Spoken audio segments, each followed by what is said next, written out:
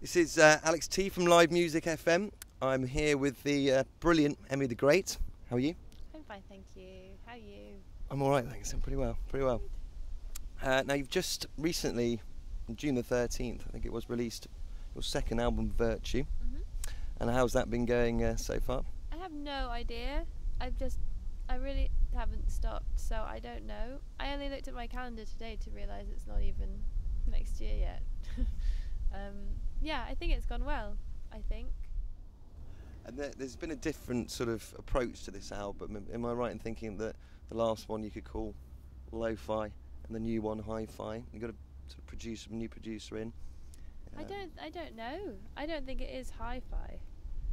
I think we had maybe we were less amateur with our production values. We had producers last time. We self-produced it, but we did it with two. We sort of co-produced it with two people called the Earlies, and it was in a studio. It wasn't a bedroom recording, but because we were so at the helm, it came out sounding a lot more basic than maybe we would have liked to. So this time we actually gave up control to a producer. So it's not that the Earlies were inherently can only make lo-fi music when they work with someone. It's more like we wouldn't let them help us type thing. There are quite a few sounds on the album that I imagine would be quite difficult to recreate in the live arena. Have you tried to recreate the album exactly how it sounds on the record, or are you doing a slightly different turn when you do it live? I always think it sounds better when people do things slightly differently live, but we do, a lot of the sounds were created with a series of pedals that just belong to Ewan, and so he uses them. And also we've managed to ape some of the sounds of the record synth-wise on our own computers, and so we tried to put across exactly what it was, but with as many hands as we have. And can you tell us a little bit about the theme of the album? I mean, if you don't mind me asking, I believe that your fiancé became a Christian and went to a Christian commune. If my fiancé ran off with a fisherman. I don't know if... Is that true? It is true, yeah. Is that really true? Yeah. I haven't penned an album about it yet. Is it a fisherman called Jesus? No, he was a fisher of men though, but I'm... Yeah.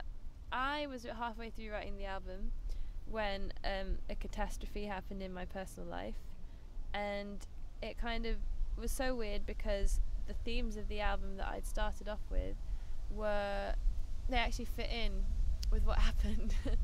So I sometimes think that I knew something was afoot for the whole time that I was engaged. There's an Alan Moore quote that says, the only place God inarguably exists is inside the human mind.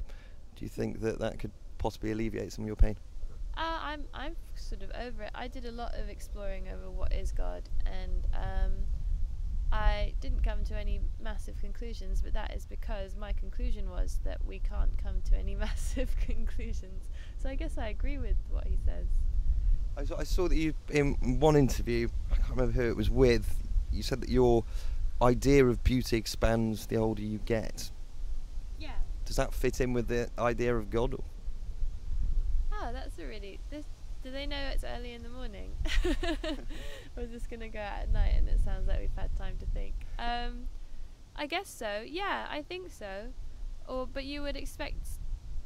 It depends on the person. I was raised to not to not think about the question of God at all. And then I went to school and I encountered Christianity as it was taught, and I never really thought about it until what happened last summer. And in the time since I started thinking about it, it has expanded, massively, to the point where I was very, very angsty about not knowing literally what God was, or having a literal decision whether or not it existed. And in the last year, yeah, it has. It's just expanded, and I've become a lot more relaxed about it. The more I think that it's okay to not completely know. thank you very much for talking to us today, No and worries. good luck in the future. Thank you.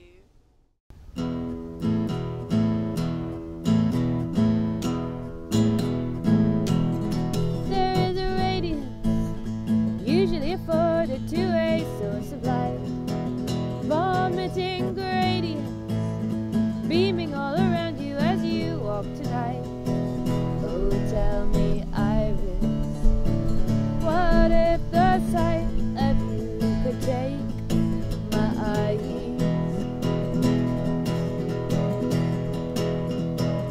Princess impermanent, princess always looking for the next result. And when they serve you, don't you always wish that you had something else? So indeterminate, so unobtainable, it must be held that you should burn for it. And not exactly know its fate, but it's something like a feeling.